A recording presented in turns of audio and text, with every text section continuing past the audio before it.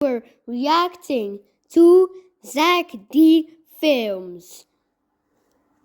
This is a other growing platform. He does not play Roblox. He tells life hacks, and today we're gonna see how he got 5 billion views.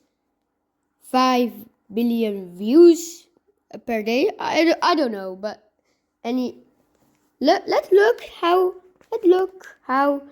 much subscribers he had. What? 28 million. Alright, but we're gonna start with the first video. If you shoved a baby's head into a box like this, would it grow into the shape of the cube over time? I mean, farmers do this with watermelons, which forces it into a satisfying cube shape. So why wouldn't this work on a baby? Well, a baby's head has soft gaps between bone plates, which lets the skull expand as the brain grows. And technically, their skull would start to deform. But inside a watermelon is soft fruit, which can easily fill the square mold. Bone plates, on the other hand, would cause the skull to be flattened in some spots, while other areas bulge outward. This could create extreme pressure, which the baby probably wouldn't appreciate.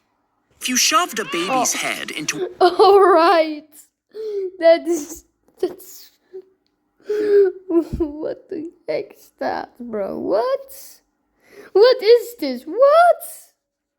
If you stacked up Legos a mile into the sky, somehow the bottom Lego brick still won't crush. But if you try the same thing with concrete, it contains tiny cracks and weak spots, meaning the bottom blocks would eventually crack after about 2,000 feet. But Legos are made from tough plastic, and their interlocking shape keeps the pressure centered. So when the stack is perfectly lined up, the force travels straight down, which means, in theory, one Lego brick could support a tower 4 times taller than the Burj Khalifa. If you stacked up Legos... Wait, that's actually sick. By me, it just falls over, not cracks and it goes apart, it just falls over. I don't know if this is true. We cannot test that. Your sister's on the phone. The kangaroo is smaller than your thumb. It's blind, it's hairless, and its back legs barely work. But the second it lands on its mother's fur, it has to start climbing. The mother doesn't help it in the pouch. The joey has to crawl there completely on its own. This would be like a human baby climbing an entire building floor. Now, if it makes it, it latches on to a nipple, which swells inside its mouth, locking the joey in place for months. And even after it finally lets go, it'll sometimes hop out to explore. But whenever it needs milk or safety, it climbs right back in. The kangaroo is smaller than your thumb. It's blind, it's hairless, and you're a detective, and you find an old man dead in his recliner. The name... Ew! That's disgusting! What the heck, Zack D films? Called it in, said the front door had been open for days. The coroner says it was heart failure, but you notice his fingernails have faint white banding. The tox report came back positive for arsenic, enough to kill slowly over weeks, mimicking heart failure perfectly. You want to check his water, but you can't find the well. You ask the neighbor if he knows where it is, but he says he barely even knew the guy. You drive to the next property to ask another neighbor, but there's no one there. You try the next one, same thing. Every lot on this ridge is empty. So you search yourself, and 40 yards past the tree line, hidden in the brush, you find it. And beside it, you see boot prints in the mud.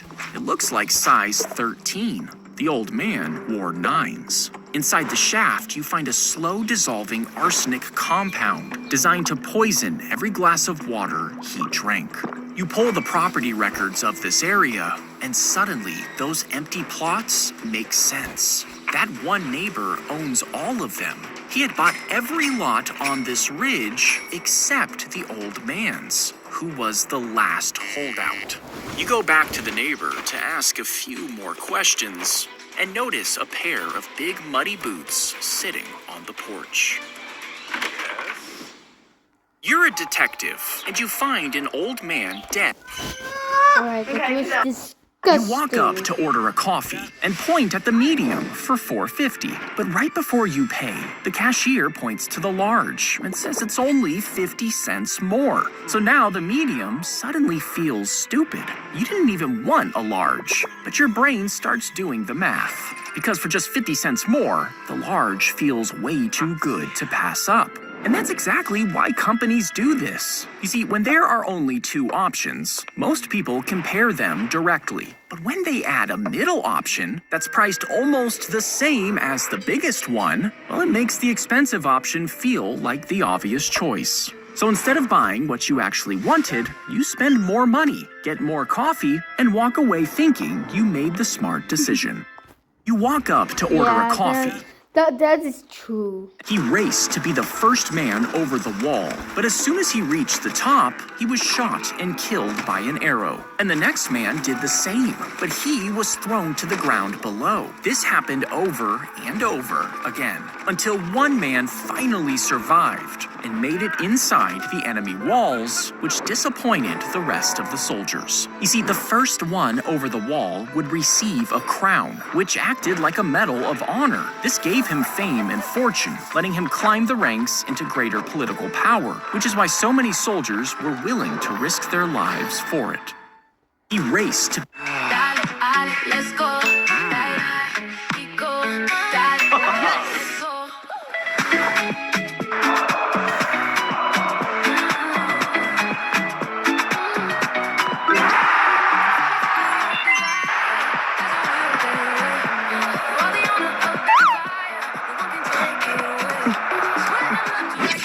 He was given a sheet with 3 words listed, and he was told to rearrange the letters to make new ones. But no matter how hard he tried, he couldn't. When he looked up, he realized half the class was already done. And since he still couldn't solve the words, he felt stupid and embarrassed. But his side of the class actually got 2 words that were impossible to solve, while the other side of the class got 2 easy words, which is why they were able to finish. But the third word was Cinerama, which everyone in the class had. The kids with the easy words felt confident, so they quickly rearranged it to American. But the kids with the impossible words already believed they would fail, which ended up meaning they did.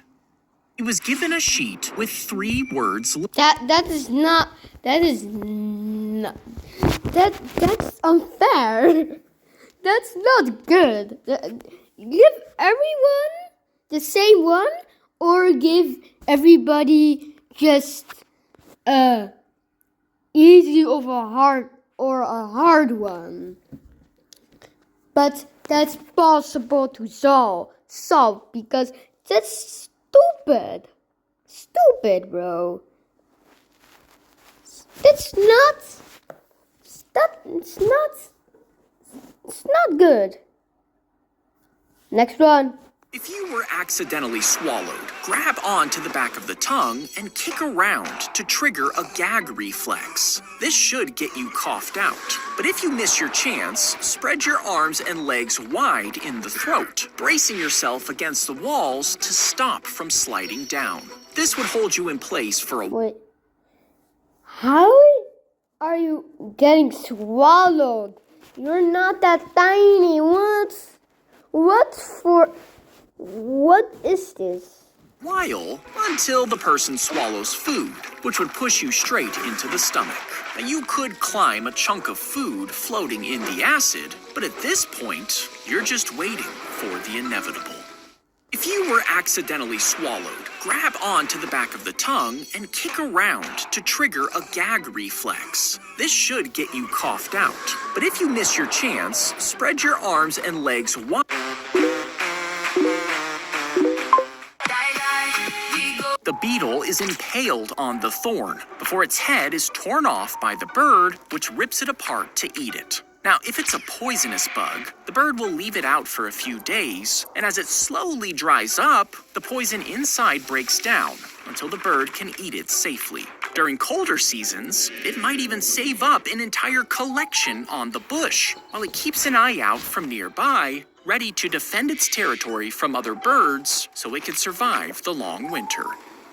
The beetle is impaled on the thorn before its head is torn off by the bird, which rips it apart to eat it. Now, if it's a poisonous bug, the bird will leave it out for a few days, and as it slowly dries up, the poison inside breaks down until the bird can eat it safely. During colder seasons, it might even save up an entire collection on the bush, while it keeps an eye out from nearby, ready to defend its territory from other birds so it can survive the long winter. The beetle is if you toss a baseball up in a car going 100 miles an hour, why doesn't it fly back into your chest at 100 miles an hour? And if you activate a drone inside the car, it appears stationary to you, but is it actually moving 100 miles an hour? And if so, why doesn't it need to thrust forward with its propellers? Well, it's because the ball, the drone, and even the air inside are already moving with the car. So when it goes up, it keeps that motion with no headwind to push it back. This also means if you removed the windshield, well, it would be a whole different story.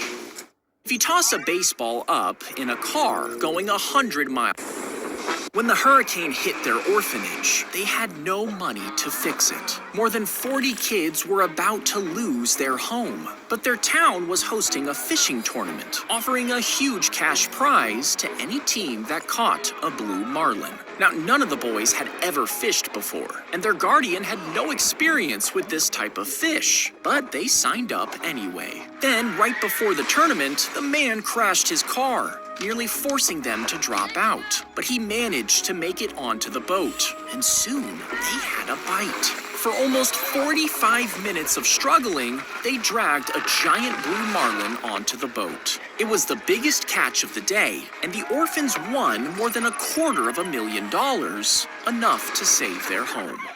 When the hurricane hit their orphanage, they had no money to fix it. More than 40 kids were about to lose their home, but their town was hosting a fishing tournament, offering a huge... Alright, but the thing is... What? Exactly the orphans. Why exactly the orphans? Exactly them. That's just not. That makes no sense. Always the orphans win. Nah, bro, what? Cup your hands slightly and strike your wrists against the opposite palm. Keep your fingers relaxed. Now, as your hands slide down, let your fingertips hit the opposite palm again. That's 2 sounds from 1 motion. Then bring that hand back up and repeat the same strikes with the hand going down. So every small movement up and down is making 2 sounds, meaning with a tight and fast rhythm, you can hit 19 claps in a single second. Cup your hands slightly and strike your wrists against the opposite. Alright, let's do it.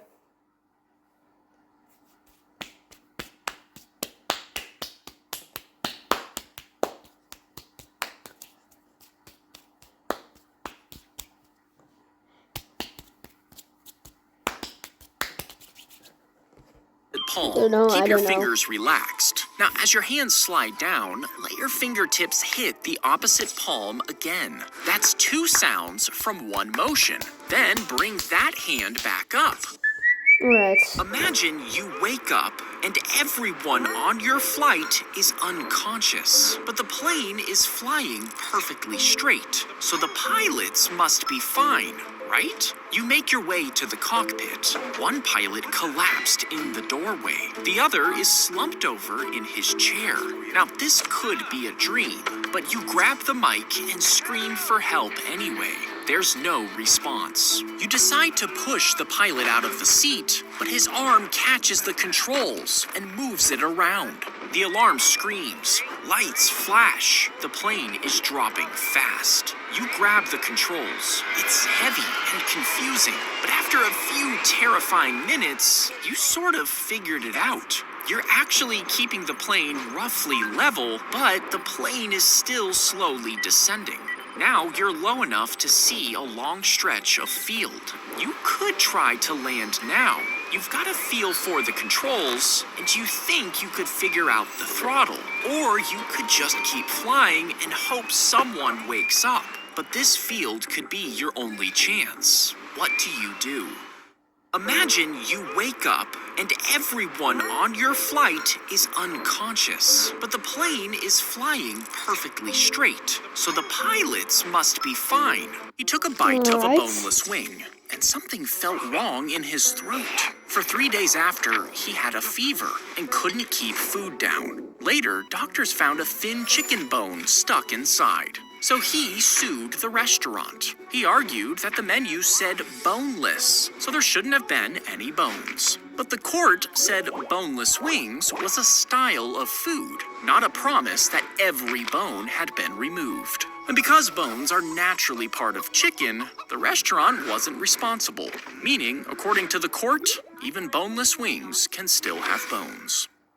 He took a bite of a boneless wing, and something felt wrong in his throat. For 3 days after, he had a fever and couldn't keep food down. Later, doctors found a thin chicken bone stuck inside. So he sued the restaurant. He argued that the menu said boneless, so there shouldn't have been any bones. But the court said boneless wings was a style of food, not a promise that every bone had been removed. She used her front teeth to carve away thin layers on the carrot and shaped fine details with the tips of her teeth until it formed a simple shape. Now, she was streaming when this happened, and this left her viewers amazed. So she started experimenting with more complex structures and worked for days while her teeth and cheeks ached from the pain. But she kept biting until she finally carved the Great Wall of China as her most impressive piece. She used her front teeth to carve. The customer suddenly attacked her, and the shock left her unable to speak. Since the injury happened on the job, she said she could never work again. So her workplace's insurance company paid her every month for 16 years. But there was a problem. During that time, she saw other doctors, and none of them recorded that she was unable to speak. The insurance company got suspicious and hired a detective to watch her. He saw her chatting outside a school and making phone calls. Then he walked up to her with a hidden camera and asked for directions, and she answered him out loud. A court ruled that her muteness was no longer real, and her payments were cut off. The customer suddenly attacked her, and the shock left her unable to speak. Since the injury happened on the job, she said she could never work again. So her workplace's insurance company paid her every month for 16 years. But there was a problem. During that time, she...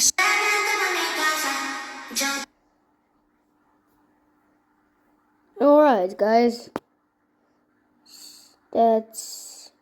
That's all we're gonna watch for today. Zack D Films, it's entertainment.